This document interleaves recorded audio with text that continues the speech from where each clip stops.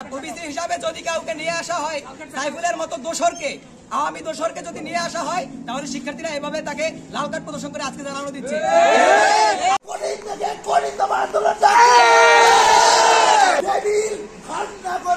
এই জমি প্রভুদের ডেভিডকে ছেড়ে দেওয়া হচ্ছে, এতে আমরা জমি প্রভুরা মানব না।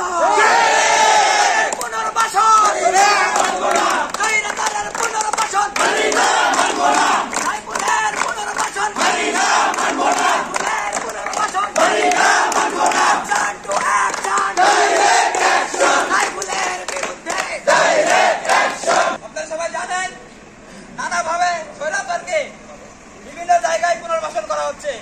তারই পরিপ্রেক্ষিতে ডক্টর সাইফুলকে জমি প্রভৃতিতে পুনর্বাসন করার চেষ্টা চলছে। আমরা সবাই চাই এই ডেভিলকে, এই স্বৈরাচারের দোসরকে জমি প্রভৃতিতে কোনোভাবে ঢুকতে না দেওয়া হোক, এবং আমরা চাই একজন সৎ, নীতিবান এবং স্বৈরাচারের দোসর মুক্ত একজনকে প্রভিসি হিসেবে ক্যাম্পাসে নিয়োগ দেওয়া হোক।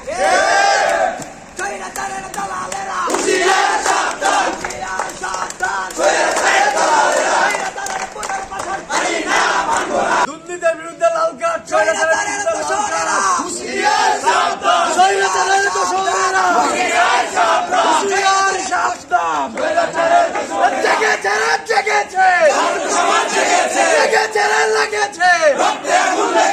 ক্যাম্পাস হবে না, স্বৈরাচারের ঠিকানা।